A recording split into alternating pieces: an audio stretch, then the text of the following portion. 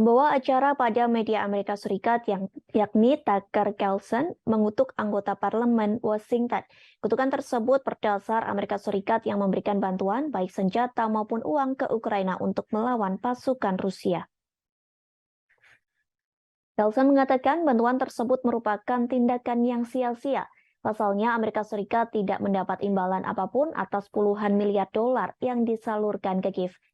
Carlson merupakan satu dari segelintir tokoh konservatif Amerika yang secara konsisten menentang pendanaan Amerika Serikat atas Ukraina. Menurutnya, mempersenjatai Ukraina sama saja melawan Rusia dan berisiko menyeret Amerika Serikat ke dalam konflik. Sementara uang dengan jumlah yang banyak itu lebih baik dihabiskan untuk Amerika Serikat. Carlson pun mengatakan Presiden Ukraina Volodymyr Zelensky seperti tamu tidak diundang yang datang ke Amerika Serikat.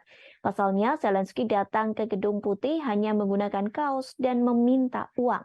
Kemudian kepada orang-orang yang duduk di Gedung Putih, Zelensky mengatakan bahwa negaranya membutuhkan banyak uang. Diketahui Zelensky mendatangi Amerika Serikat pada Rabu 21 Desember. Dalam pertemuan tersebut, Zelensky dan Presiden Amerika Serikat Joe Biden ada perbedaan yang cukup mencolok. Setiba di bandara, Presiden Ukraina itu disambut sejumlah pejabat Amerika Serikat yang rapi dengan setelan jasnya. Zelensky sendiri tampak lebih santai menggunakan jaket tebal berwarna hitam dan celana kargo. Saat bertemu dengan Joe Biden pun, Zelensky juga hanya mengenakan sweater berwarna army. Sementara Presiden Amerika Serikat itu rapi dengan setelan jasnya. Meski begitu, Zelensky juga tetap terlihat rapi dengan pakaian yang kesannya kasual. Kemudian Zelensky juga berpidato di Kongres Amerika Serikat pada Rabu malam waktu setempat. Zelensky naik ke podium diikuti dengan tepuk tangan dari Wakil Presiden Amerika Serikat Kamala Harris dan Ketua Dewan Perwakilan Rakyat Nancy Pelosi yang berdiri di belakangnya.